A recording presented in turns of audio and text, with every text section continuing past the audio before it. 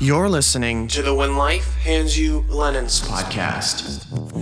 But in an entry-level film production, it's one strike and you're out. You're fired. I'm not calling you back. If your goal today is to make a basket, we're going to make that basket. The minute you create something, as soon as it's made tangible, you have a copyright in it. How do I get our guys to sound that big, that full when they do the harmonies? And I'm your host, Lennon Seahawk. Let's get to the show. Hello and welcome to another episode of When Life Hands You Lemons. This week's episode features Mr. Dan Pearson, and he is the owner of a radio promotion company. And in this episode, we dive into everything radio promotion. We talk about what goes into a radio promotion campaign. Do you need any connections? We talk about the type of campaigns that you can run, what they look like. We talk about social media content creation, and the importance of it during the COVID pandemic, and how he helps his clients of various genres such as country and pop and rock and alternative, and how he kind of bounces back and forth and is able to create specific content with those artists and bands. We also talk about live streaming and how his artists have been using live streaming to connect with their fans and their audiences, and what types of platforms they're using. Are they using Instagram Live, Facebook Live, YouTube, and kind of which ones are their favorites? And I will let Dan kind of tell his story a little bit to kind of introduce himself and kind of build that groundwork. But before we dive into the episode, I want to remind you to please sign up to my mailing list. You can find a link to it in the show notes below, as well as on my website, which is lennonseahawk.com. Please follow me on Instagram. I post some personal things on there, and I can kind of keep up with my daily life there as well. I would also appreciate a 5-star rating and review on Apple Podcasts. It helps the show get discovered by new listeners and boost it in Apple's algorithms. And lastly, there is a guest request form in the show notes below. So if you or somebody you know would be a good guest for the show, please fill that out. Let's dive into my conversation with Mr. Dan Pearson. So yeah, why don't we just kind of dig right in? Where are you coming to me from, first of all? So I'm in New York. I'm in Westchester, New York, about an hour north of New York City. Okay. And how's pandemic life going up there? Pandemic life is challenging. I mean, Yep. For everyone it is, for different reasons. That, New York kind of was in that first pretty serious wave. So we've been on lockdown. I think my last trip was to Nashville the last week of February.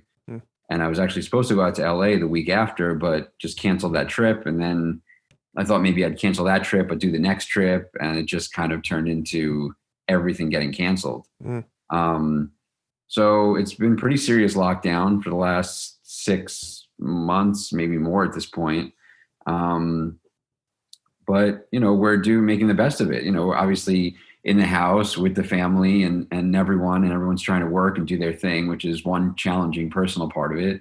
Mm-hmm. And then from a business standpoint, there's been no travels and there's been no meetings. There's been no shows or concerts or tours. We're very lucky because, our business is diversified across live shows and touring and that sort of stuff, but also a lot of marketing and promotion. And we've had a lot of artists put out new music because of the pandemic and for lots of other reasons. So we've been really busy, but it's certainly been a challenge and a lot of shifting in the way we do things, for sure. Mm. So are you everybody working remotely then from home? Yeah. So we're a small crew. We have 4 people full time. We work from home a lot as it is, but usually we get together all together as a team about twice a week, either in the city, at an office in the city or one of our homes. But really since March, we've all been just working remotely, doing a lot of Zoom calls and that sort of thing. Yeah, I know. We at work, we live on Zoom too. It's like sometimes 2, 3, 4 a day. Yeah. And I get tired of seeing people on the screen. It's nice to have some actual physical interaction with people. Yeah. And next week, we're doing like a little team get together, like socially distanced get together, happy hour. That's So a I'm good excited. idea. I'm excited for that. Yeah. Yeah. I'm out in California, so we're getting hit with it pretty hard now. I Yeah. think California became the epicenter, or is at this point. But Yeah. yeah, I'm hoping it's over sooner than later. I know. I'm getting tired of it. I think we're all Yeah. kind of being pushed to the what we can handle. Yeah. I think we were all clocked out psychologically about 3 months ago. Yeah. But yeah. So what do you do? Tell me a little bit about yourself. So I currently have a company that does, we manage clients, manage artists, and we also have a label services division. So we do, for our management clients, we do everything from managing artist careers to helping to book shows and tours. We work with them a lot on the creative side of the music. For the label services department, we offer really everything that an artist would get if they were signed to a major label or an independent label. We offer radio promotion, digital media, social media, A&R services, PR services, publicity, video, all sorts of stuff, usually touring and live events. So those are really the two areas that we focus on the most: is straight management, traditional, managing clients, and also providing label services for clients who, want to form their own team and kind of form their own label services division. Mm. So when you say label services, can you dig into that a little bit more and explain what that is? Sure. So, really, it's like I said, it's the departments that you would get if you were signed to a label. So you have the promotion department, marketing department, A&R, publicity, press, publicity, touring, social media. It's really all the different departments that if you were signed to a label, if all those people sat down in a room together, for the most part, we cover most of those different areas. Mm. So when I'm assuming you do distribution as well. Who do you partner with to do distribution? So distribution just depends on the artist. I mean, we Okay. work with everyone from, CD Baby when artists want to put things out themselves, CD Baby, TuneCore, those sorts of companies. But some of the artists have distribution deals on their own. They have deals with, Sony or Universal or any of those companies that they have distribution deals with. And then we'll help them with their, be the liaison between them and the distributor. Cool. And just to be clear, you're not an actual label, so you're not signing tracks, correct?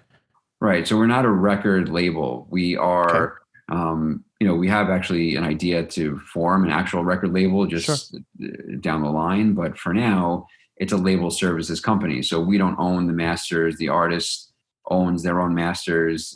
We get paid a fee to do all the work, and then they keep whatever royalties and benefits that they have from owning their master.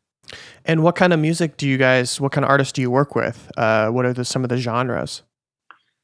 The genres range a lot. I mean, we really touch everything from, we are working our first country artist that we started working about 2 years ago that we're really proud of.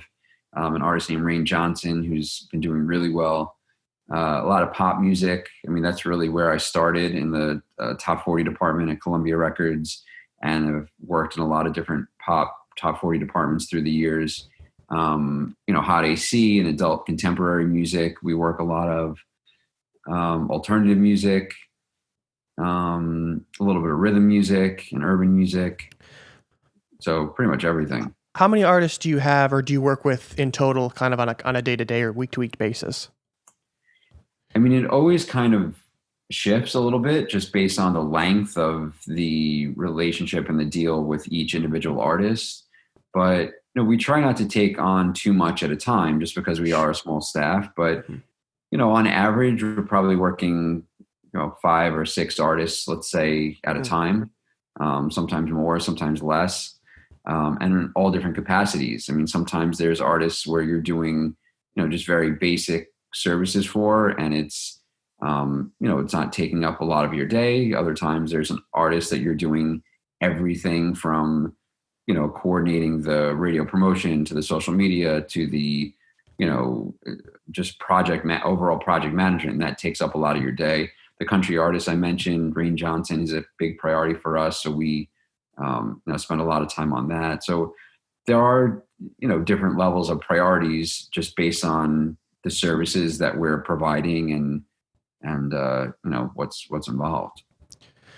So when you said you work with creating content, helping them create content, right? As well. Mm-hmm. So can you talk about the differences between I'm assuming it's like social media content, promotional content, things like that. So can you talk about the differences between like working with a country artist and switching gears to an alternative artist versus a pop artist and rock and, all those different rhythm artists that you work with? Like, how is the content different? And do you approach everything kind of the same way, or do you do things a little bit differently for each kind of genre or artist? Yeah, we definitely tailor it based on who the artist is, the audience that they're trying to reach. There are two people in the company that really focus more on the content development, so they probably speak a little better to that. But really, every artist is individual, and they have an idea of how they want to be seen. And we're doing a photo shoot with an artist right now, and she has an idea for the exact look that she wants and the lenses they want to use. The country artist I mentioned, obviously, there's more of a country feel. He works, his day job is at a railroad. So, it's kind of that type of vibe and that whole, country vibe. The rhythm artist that we work with is obviously, it's just geared towards their audience. So it's, we work with them to figure out how they want to be seen and then try to get photos that reflect that, or, videos that reflect that, and post to social media and help them with their videos. And do most artists kind of know, or do you work with any bands as well? Yeah. Do a lot of them know what they kind of want, or their image, or do you have to help them kind of steer what their brand identity is going to be?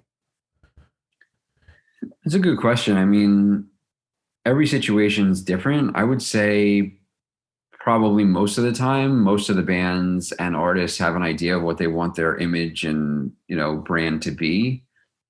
For us, it's really more about kind of fine tuning it and offering our advice just based on our experience as to, hey, maybe you want to use this picture, or, maybe you want to tweak that logo, or don't use that photo, or, that sort of thing. But I would say most artists and bands these days have an idea of what they want to look like and how they want to be branded. I mean, that's really part of where we come into the label services part. They are coming to us really most of the time because they want to form their own team. At a label, a lot of times a label will say, hey, here's the image, or Yes. Here's, what we think. We're kind of coming in most of the time to support the artists in their vision and how they want to form their team and what people they want involved and that sort of thing. So, from the beginning, it starts out kind of with that understanding. Mm. And how did the content creation pre-quarantine versus post-quarantine, like how did it switch? It certainly made it a lot more difficult. I mean, even just I basic bet. things like photo shoots are hard to find photographers to do it, or hard to find locations to do it. Videos, we have an artist that lives out in Hawaii that has a producer that lives in North Carolina, so he's had a hard time getting him, on a flight to get there. Hawaii right now, I guess, has all sorts of quarantine rules. So, whether it's creating the audio or creating photos or video, I mean, it's made everything a lot more challenging. You can't travel around and getting locations, and it's been a lot more challenging. So when you say it's been hard to find a place, are you typically shooting in like a building, or are you just going to more like parks or more open areas? Or are you talking about like content that like when you're performing live, capturing those types of pictures? Yeah, the live shows for us, at least right now, have been non-existent, really. Right. I mean, we've had a few situations where we could do like a drive-in type show, or there's been some of those kind of concepts with some of our partners, but they just ended up getting pushed back or postponed. We haven't really done too many in-person shows. We've done a lot of virtual shows. We actually did one this evening right before I hopped on with this great company, Road Nation, who's been a great partner of ours. So we've done a ton of streaming events, but Yeah, the photos, usually you do, if you're doing them in a warehouse or you want to do them in, a restaurant sometimes, or, indoor locations have been hard to come by. So we've moved a lot of stuff outside and have done the best we can with, the limitations. And for the virtual shows, do you find, like, I feel like there's so many of them. Like, I listen to a lot of electronic music, and I feel like every DJ and their mother is doing a virtual live set, whether it be on Twitch, whether it be on Facebook or YouTube, or all three. And I feel like everybody's getting kind of tired of that. So how are you kind of maintaining that relativity and that connectivity that artists have or bands have with their fans and the audience? I feel without burning out. I mean, it's a good question too. I mean, honestly, it is a little bit of a burnout. I think it's a burnout on our side a little bit. I mean, we're still excited to set them up. I mean, but everyone's excited to get back to normal life, I mean, these things were very exciting in the beginning for the artists and fans and, at the beginning of the quarantine, but now 6-8 months into it, everyone's doing it. So, we had a pretty good showing tonight. We had an artist that performed. They had, at one point, 1,500 people watching it, which is great. I mean, if you were playing at a venue and you had 1,500 people there, that's a great show. So, it's still a way to connect with people. Everyone's making the best with the situation. You don't have too many other options at this point if you want to perform. We've done a lot of Instagram lives. We did one last night with an artist. This artist, Paul Loren, that's a flagship artist for us for the management side. He did a weekly Instagram live that called a Leisure Lounge, and he had a great response to it, a great following for it. He did it every week, played requests. We've done a lot of Facebook lives. You just got to kind of use what's out there and do your best to promote, Do you find any platform works better than the other, or some of the artists that you're working with, do you find that they're favoring one platform over another, and why?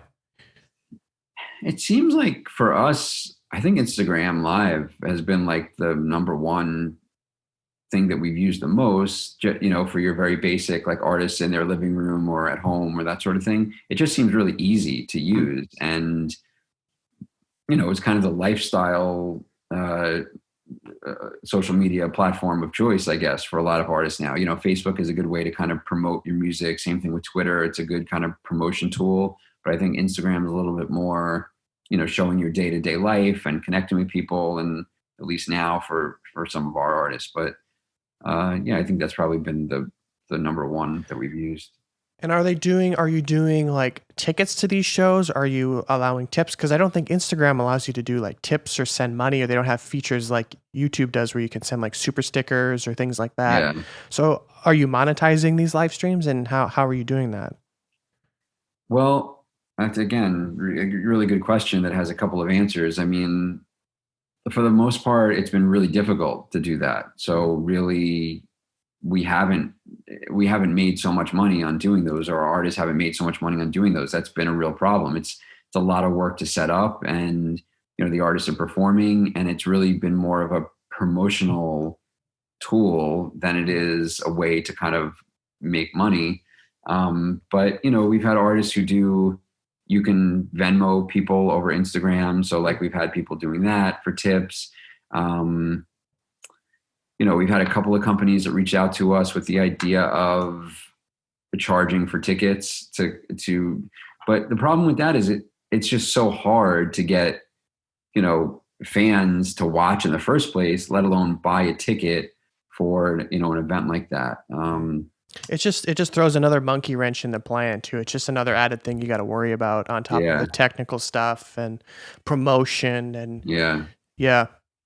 I mean, we've done I think there was one show we did with that artist, Paul Loren, that did really well. I mean, he has a pretty loyal fan base. So, you can do it. You just have to really be, pick and choose. You can't do it really every week. You can do it around the holidays. You can do, I'm sure, a holiday show and charge for everyone kind of gets it. Everyone's trying to make money and make a living. But for the most part, it's been tricky to monetize those. Sure. Yeah. So you worked at Columbia Records, correct? Mm-hmm. And how long did you work? How long did you work there, and what was kind of your role and day-to-day duties there? So I interned there for about a year and a half, and Okay. then I worked there for about 3 years. So, a little over 4 years I was there in a whole. My duties there were, as an intern, was a little bit of everything. I worked in the promotion department. I worked in the radio promotion, top 40 radio promotion department. So really the duties were, getting the music out to the radio programmers and the radio stations. I got an opportunity to cover a lot of shows. So to go to the events and bring artists to the radio stations, have them do live performances, put together a lot of the promotions that we did with artists and radio stations. A lot of day-to-day work that is not really so sexy to talk about, but needs to be done. At that time, we were still stuffing CDs in envelopes and bringing them to the mailroom and making sure everyone got their CDs. And what else? Everything that really just had to do with getting the music of our artists out to radio stations and getting radio stations to play the music, promoting the artists at the stations, and seeing if we can get the radio stations to support the product. So how is it different from a major label to indie artists? Like, what are some of the big differences, and do you recommend signing to a label like Columbia, or do you recommend artists kind of chasing their dreams independently? For me, I loved both. It was just a different time. The business was changing a lot, and obviously as I was getting older and my, personal things were changing. Like, as you get older, kind of your priorities shift a little bit too. Sure. So when I started working at Columbia Records, it was the most exciting thing in the world to me. I mean, the brand name and the people involved, and just, it was really exciting. And as I got older, I was, I think, more interested in being closer to the artists and having more of a say. As you get with smaller companies, just naturally, you have more of a say usually as to what's happening, and you do a lot more work closer to the artist. And that's what happened as I kind of shifted from my major label, tenure to independent label side. For artists, it's not really a one size fits all. I mean, there's a lot of pros and cons to signing with major labels, and there's a lot of pros and cons to being with independent labels. Just based on the second half of my career and the business that I have now, obviously I would recommend being with an independent, because I feel like you have a lot more freedom and flexibility. And I think it's, for artists today that are starting out and developing, it offers a lot more leverage for them and a lot more freedom for them. But if a major label really falls in love with an artist, then they're going to offer you a great deal and put the power of that label behind you and leverage everything they can to break you as a superstar artist, then obviously that would be a really good move. So it's just specific to the situation, I think, Yeah, I feel like major labels are slowly kind of dying out, and there's so many indie labels coming up and independent artists. Like, I know more independent artists than I do anybody signed to even a label. Mm-hmm. Like, I have good friends that are signed to really big independent electronic art labels. Yeah. And they just do like a single type of release, or maybe they do an EP and then they move to another one, and that's the type of freedom that they enjoy. Yeah. And that they have as an independent artist with an independent label. Yeah, you can have a career now without being signed to a label. I mean, you can stream really well and make money that way. You can, before COVID, I mean, you could play shows and make good money playing shows. You could sell your merch online. I mean, there's lots of different ways that you can kind of monetize your own business without really having a label. A label comes in, if they're going to support, really put a lot of their manpower and put their money behind you to scale it, then obviously that's a huge win. But there's lots of independent artists. You don't need a label deal anymore. That's kind of where our label services come in. They don't feel like they need a label deal. They just want people to help do the work to, with the experience, but help do the work to get their music out to more and more people, to just increase their fan base and offer them some guidance. Yeah. I have a friend that is completely independent. He's a hip hop artist, and he does sync licensing. He's been doing it for 10 years.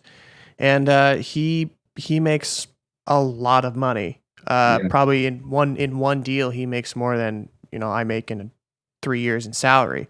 Yeah. So like there's more than one way. Like the labels, you don't need a label to make it. And like you said, there's so many ways to make it and make a living as an independent artist. You can do it. There are ways to do it. Definitely. So I want to talk about radio a little bit because it doesn't come up very often, and I'm never too sure if it's like I never listen to the radio. So what is it still relevant? Like, do you still chase after radio promotion? And can you talk a little bit about how radio promotion works? Yeah. So radio promotion is a really big part of what we do. I mean, as I mentioned, I started in a radio promotion department. So I saw the value immediately of what radio can offer an artist and what it can offer their career. Obviously, the business has changed a lot in the last 20 years, but it still is, in my opinion, the number one way to really break a new artist fast. I mean, there's a lot of different ways to do it now. Obviously, streaming is big, but you can have artists that stream huge that never really translate to a mainstream success story that, again, could have their own career and make good money, but that won't translate to the mainstream without having that radio success. And radio has changed a lot, but it's still a really big platform to promote music. They obviously have, really loyal listeners for a lot of these stations that have huge brands that have been around forever. And also using radio as a marketing partner is really useful. Sometimes they'll still have artists in to perform lounges. They'll have artists in to, promote stuff on social media or to do an interview on air. They promote a lot of big shows. There's a station in Birmingham that does these shows called the Just Show Up shows, and they have people just show up and they, put together a roster of 5 or 6 different artists and really, big name artists, and they have thousands of people show up at these parks. It's still a huge way to kind of like attract listeners and get in front of listeners and promote your music. So, I think it's really relevant, and radio has been really good to me, and we have a lot of good partners that have helped us break a lot of music through the years. And you've worked with artists like Lauv, Jason Mraz, Madison Beer, which I didn't know she was an actual musician. I thought she was like some influencer. I didn't know she did music. Mm-hmm. And then you even worked with Gloria Gaynor, which is amazing. Yeah. So can you talk a little bit about the promotion process and like how do you reach out? What's it like when you get into contact? Is it something somebody can do on their own? Is it something you recommend doing with like a partner, somebody who has connections? Like break it down a little bit for us. Yeah. I mean, usually you have to have the relationships already. So Sure. It's very hard to just do it on your own, to cold call radio stations, to try to get someone to pick up the phone, to try to get the right person, to try to listen to your music. I mean, it's hard for labels and people who have long relationships to get the people to listen to the music and give you real feedback and to play your music anymore. It's just, you have people who used to be just programming doing 3 or 4 different jobs at the station now. So they're so divided among a lot of different areas, and their time is just split in a lot of different ways. Also, not to mention this year has just been ridiculous. People working from home and putting together studios in their house. And it's been a really, difficult year. But, the process is usually you send out the music, you do an e-blast or some digital delivery where people would receive the music in their inbox. And then you'd call or email, set up meetings to follow up to make sure someone's seen that music or heard that music. Try to get some feedback from them on what they think about the music, whether they love it, they're really excited about it, or they think they can never play it, and anywhere in between. And then you start trying to put together a plan to get those people to support the music. So, if it's an artist like Gloria Gaynor, for example, this is an artist that has decades of history with radio and is a huge name, and, your listeners will recognize her, or, you start to really formulate your plan and your pitch based on who the artist is and who the programmer is that you're working. And really the idea is trying to pitch them why your listeners will want to hear this, and coming up with some creative ways sometimes to get them to support the band and the music. And when you're pitching, are you pitching a song, an album? Are you pitching them to do an interview? Like, what types of things are you pitching to radio? Yeah, you're pitching a song usually. I mean, Okay. it's a very single driven, medium. So you're pitching a single, and interviews obviously are a great way to expose the artist on the station, and also kind of let the staff at the station hear the artist. I mean, if it's someone established, they're usually very excited to have them on a morning show or something like that. Mm-hmm. If it's someone that's really developing, it's harder to get them on to do a on-air interview, because really the listeners don't know who they are yet. So it's a harder sell for that. But now there's a lot of different things. There's, podcasts that a lot of these jocks will do. There's, social media platforms. We just mentioned Instagram Live. There's a lot of different ways to promote the artist, branded and tied into the station. But yeah, promoting interviews, promoting shows, performances at the station that are exclusive to those listeners. Those are exciting still. The listeners will get a small intimate performance with an artist that you might love and know. So there's lots of different things that you can pitch. So when you're working with, let's say, a smaller artist who doesn't have much of a following, and is kind of just you're starting to see some traction, and you're reaching out, and a lot of these radios are these programmers are maybe turning them down, or why wouldn't they want to have them on the show? I mean, the radio station is going virtually 24/7 anyways. Like, why not get some more quality content? Like, if they like the music, then what are they looking for specifically? Are they just looking for like increased viewership, or what types of things are the radio, like what are the check boxes that need to be checked for somebody to be on the radio? I mean, it is different in every market and with every programmer, really, but generally they're looking for, first of all, do they like the artist as a person? Are they rooting for that artist? Is that person likable? Will their audience like that person? Is the song good? Is it a song with a great hook? Is it, are the lyrics really meaningful? Is it something that they think will really gravitate towards and identify with in some way? So the song has to be a potential hit in their opinion. And certainly the metrics now are really important. So whether it's social media presence, does that person have, 100 million followers, or does that person have like 2 followers? There's a big difference. Mm-hmm. Yeah. It does from a streaming standpoint. Is there 100 million streams, or is it nothing yet? So, those things you can tell pretty quickly now, and you can tell even, how legitimate it is and where those streams and where those things are coming from. They look for a lot of local data too. The Shazams locally is a big thing. Is it a song that people are finding on their own and really like, even without the station playing it? Mm-hmm. So if we play this, it looks like it would really kind of, light that fire. There's a lot of different metrics now, but really those are the things they look for. Is the artist likable? Is the song a potential hit? And is it showing any sort of data somewhere to show that this artist has something really going for them, that it could really turn a corner and be a big deal? And when is the reach out look a little bit different? Like when you're reaching out to, say, a local radio station versus like a massive Sirius XM station or an iHeart radio station? If you're reaching out to, say, somebody who's local to maybe a small, like their hometown, maybe a small town in Tennessee or Idaho or wherever they may be, versus like Chicago or Miami or a major city, like, do the criteria change, or is it kind of the same strategy? It's overall the same strategy. I mean, dealing with people all over the country in every different city, you change your approach. You certainly change your approach. There Sure. are people in small towns and smaller stations that move a little bit slower, that, their priorities are a little bit different. I mean, you have to kind of know too what's locally going on in some of these places. Like, for example, with this storm that's coming through, you have to be sensitive to, did a storm just come through there? And, are you promoting them the same way you're promoting someone in an area where nothing is going on? Or, Right.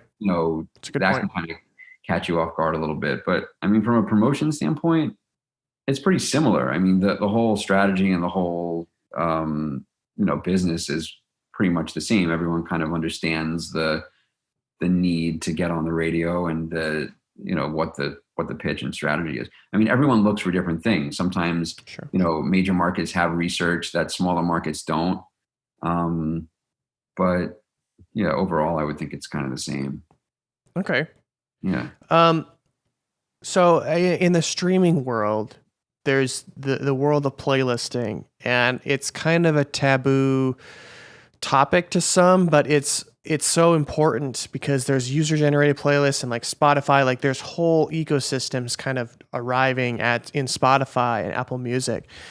And a lot of these people are, let's say, like if you give me $20, I'll put you on my playlist of 100,000 followers for 3 weeks or 4 weeks, and you'll get about X amount of streams.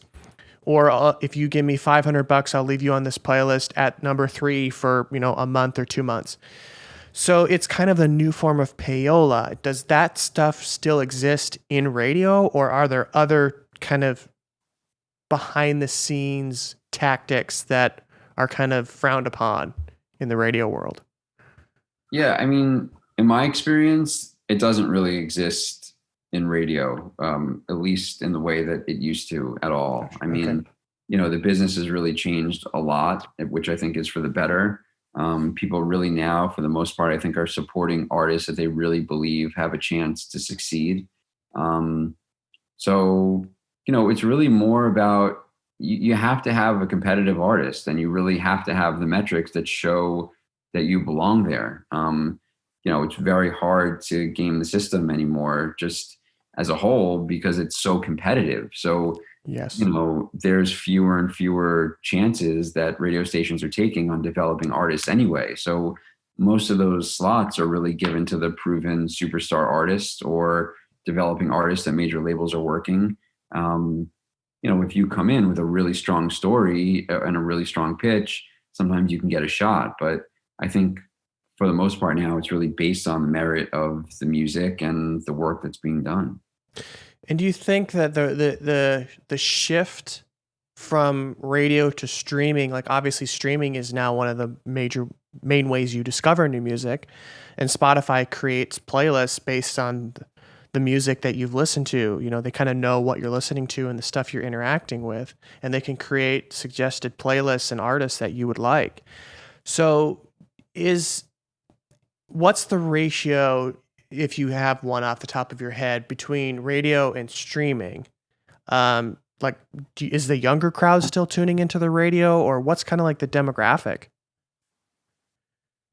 I mean, that's a tough question. Honestly, I don't know the real numbers and the data, but the demographic for pop stations still leans very young, very, very young end, as it always has. But I would, say safely, probably more of the younger generation is living in the streaming world than they are in the radio world. So, that's probably, I think that's probably safe to say. Yeah. But, radio is competing in a lot of different ways. They have, like I said, a lot of these concerts, streaming doesn't really do that. They can't bring all those people together, those jingle balls or those just show up shows or those, private intimate events. I mean, there's all these different ways that radio is competing to bring in, to keep their younger audience, which I think they do a great job of. But yeah, certainly in the world that we're living in now, everything's on demand. So the kids, same thing with television. I mean, how many younger kids are really just watching regular old school TV? I don't know. I think it's more about like, Netflix and YouTube and all that kind of stuff. But yeah, I'm sure there's some young kids that are still listening to the radio out there. Yeah, and I'm on my TV. I see some channels come through, and I'm seeing like SpongeBob and Fairly Odd Parents and Jimmy Neutron, and all these people, and a lot of these younger kids probably don't even know what those are, because I don't even think they make new SpongeBob episodes anymore. Same with Fairly Odd Parents, and it's like these, like it's so crazy to me that I'm kind of locked into that generation, and I'm sure you are as well. You had certain cartoons and shows that you grew up watching, and then that my generation didn't watch or had very rarely heard of. And now Right. we've kind of shifted out of that sector. And now it's like, you've never heard of SpongeBob or like even artists like Nelly, Britney Spears. Like you've never heard of these people. Like they were Right. like Backstreet Boys. I know, And it's crazy. it's like, it's crazy, you know? Right. And I'm thankful that I grew up my dad's a record collector, a vinyl collector. He has collected for 30, 40 years. Awesome. So I have a pretty diverse taste of music, and he knows like from the Rolling Stone, the Beatles are his favorite band, Elvis Presley, and you know, everything in between. Yeah. And just some of the stuff that he listens to was obviously very different than what I was listening to. And Yeah. it's so crazy to think about when you start moving, you kind of have that generation. It's like, oh, we've locked the key. This generation's moving on with the next one. Right. And now we've got TikTok. Do you get into TikTok, or do any of your artists get into TikTok? Yeah, our artists definitely do. I mean, Okay. honestly, again, as a generational thing, I'm not so tied into TikTok. You know, there's younger people that we work with that do a lot better, you know, with TikTok than I do. But Sure. again, it's a useful tool that people use as another platform that you can get your music out, another way to get to people. And, you know, you got to use what's out there. So you should have your music everywhere you can. You never know where it's going to come from or what fans you're going to make on what platform these days. Yeah, I mean, I'm on TikTok and I don't post on there, but I'm scrolling through there, kind of keeping up Yeah. with what's posting. And these people are just making mashups of like, there's one of all the songs that kind of went viral on TikTok, and they made a mashup of that, and now that's going viral. Right. So it's like songs that aren't even officially released are going viral and it's just Yeah. it's crazy to me how people Yeah. can do that, and it's just I don't know. Hey, you never know. You never know. Well, you never know Yeah. with these platforms. But I also see that you were a DJ. You started out as a DJ. Is that right? Yeah. Yeah. I started when I was 12 as a DJ. Oh, wow. Tell us Yeah. about that. How did that help you kind of move into your career in music, or? Yeah, definitely. I mean, I started, a friend of mine who was a little bit older than I was, had some turntables that his father bought him, and he was doing a couple of events, you know, parties for kids at school, asked me to come along and help. And I just kind of fell in love with it. Like, I love the records. I loved, you know, spinning the records, picking the music, deciding what people were going to hear. And, you know, it started as a hobby and just became a real business pretty quick. I mean, we formed a company, and in high school we were working every Thursday, Friday, Saturday, Sunday, using high school to promote the business. And we did every Sweet 16, and, you know, we did our own proms, and we did house parties, and, you know, really used school as a platform to promote our business. And I loved it. I really did. I loved the business angle of it. I loved the music part of it. And I got into, from there, I was DJing at a club one night, and I met a radio personality who was a program director at a radio station. And he said, "Hey, you're really good. Why don't you come in and intern for the station?" I went in and met with them and got an internship at this station, WLIR, which was a big alternative station on Long Island at the time. And I just fell in love with radio. Like, I was so interested in how it worked, and I wanted to be on air. And at that time I was in college, and I, you know, was just really just soaking it all in. I was still DJing. I was interning at the radio station. And then I would see a lot of the artists and the labels come into the radio station, and just kind of naturally was interested in what that was all about. So I applied for an internship, a bunch of internships, but I got an internship at Columbia Records. And, you know, from the first day, I was just, you know, fell totally in love with it and said, okay, this is, you know, I can really do this, and I'm excited about this. And was fortunate enough to work really hard and be in the right place at the right time and get my first official job out of school at Columbia Records. And how old were you at that time? Well, I graduated college when I was 20 or 21, and then it started there. But I started interning. I was interned at Columbia for about a year and a half. Okay. Interned at the radio station for about a year and a half. So I, you know, really all through college, I was working as a DJ and working in my company, but also interning at the radio station while interning at the record label and going to school.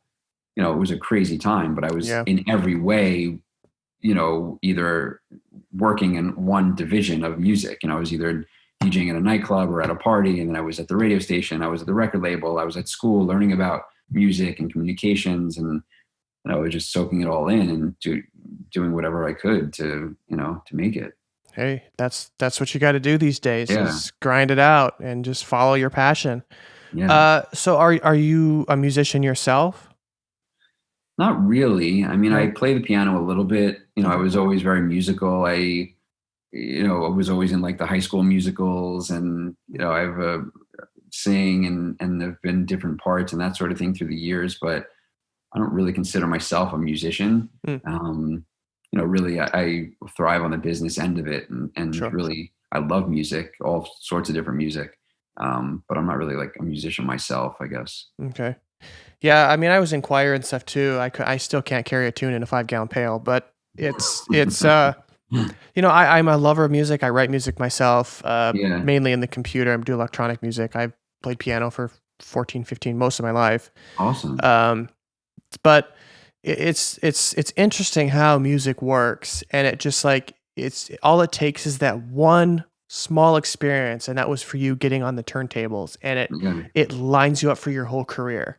Yeah. You just get that one little taste. And that was for me. Like when I was younger, I played piano and I was just surrounded. My dad was in a band. He collected, like I was just surrounded by music. So, I mean, I didn't really have any other choice, but, Yeah. it's just like you get that one little taste, and it's like it kind of fuels your soul and your passion. It's like you can't see yourself doing anything else but music, whether that's performing it or on the business side of it. Like you found your passion and your niche of like you love the business side, and that's great. We need those people. Yeah. And there's so many avenues to take in the music business, and Yeah. it's so inspiring to see when people find their avenues and they can just run with them. Yeah. And they love what they do. It's taken a lot of different turns, and I could have really Sure. ended up in any way. I mean, Sure. the entertainment company as it was probably would have been a great path, just that alone. I mean, radio I was really interested in, and I could have gone that path. The label side was really good to me, and then I really did that most of my adult career, and then transitioned to owning my own business, and kind of it's a hybrid now of a lot of the things that I've done. So we have, like I said, the label services, which is really a lot of the record label portion of it, the management side of it, which is kind of connected to the label side. We do a lot of live events for our artists, so that's kind of the DJing. So I still DJ, sometimes private events and whenever I can. But I kind of incorporated everything that I've done through the years, I guess. And what kind of tunes are you spinning when you're DJing? Usually it's a lot of pop music. It depends on where I am, if it's a private event or, Sure. if it's a certain club or a lounge or what, it just depends on the vibe. But I like a lot of 80s music. I mean, the early 90s stuff is obviously really cool. We play a lot of current music. People want to hear the current hits and the current music. Classic 70s is always kind of cool. A little bit of everything, just depends, What about when you first started? Were you kind of playing what was hip at that time, or were you playing kind of off the wall stuff? Yeah, it was there? really what was hot at the time. Sure. It was all the hits, because it was all, Sweet 16s and proms and house parties and that sort of thing. So it was really just the most popular music at the time. Is there any artist or genre that you just kind of like refuse to play because you've just either heard it so much, or it just like just sounds so bad to you? You know what? In the beginning, when I was like really younger, probably 12 to 15 or 16, I just like really hated disco music. Mm, But as I got older, I got it a little bit more. sure. I mean, there's still a lot of disco music that I can't really get into, but I just appreciated it more, I think. And there's some really good like classics that that you get into and you like, but I don't think there's anything that I really hate. Yeah. Plus, I mean, if you're gonna work with Gloria Gaynor, you kind of gotta like disco Yeah, of music. course. Yeah. Of course. Her stuff now is a lot more soulful, though. Right. Obviously that was back in the day, but Yeah. country music in the beginning I didn't really love, but through the years, like now I'm a huge fan of country music. I love, what it was? Honestly, it was my first cross country road trip that I took when I was like 18. with some friends, and we get out there, and all the music on the radio seemed to just be country music. And that's when I just started loving country music. But yeah, I love all music, I think. Yeah, that's good. It helps keep your palate open, and it kind of keeps you're open mind to what's hot, and kind of learning about why people like the newer stuff, and everybody has a reason as to why they like it. I'm personally not a big fan of country music. I like the old countries, like 50s and 60s and 40s country, because that's what my dad listened to. I can listen to that, but like the newer country, I just refuse to play it. It's a lot more pop, it's a lot more pop. Yeah, it's more pop, and it's so formulated to me. Like every song is the same structure, and it rides the same line of like beer, women, trucks, and tractors. Right. Is what every country song that I've listened to mentions either all four or one of those four at some point in the song. Right. So I don't know. That's just that's just me, but. To each their own, I guess. Yeah. But so that's it. I don't want to keep you too long. I know you're in New York. It's getting a little bit late for you, so I don't want to hold you too much later. Awesome. But how can listeners follow up with you, or stay in contact with you, or just keep up with what you're doing in the industry? Yeah, well, our website, you can go to lakesideentertainmentgroup.com. You can reach out to me at dan@lakesideentertainmentgroup.com. Same thing on social media. It's Lakeside Entertainment Group on our Instagram and Facebook.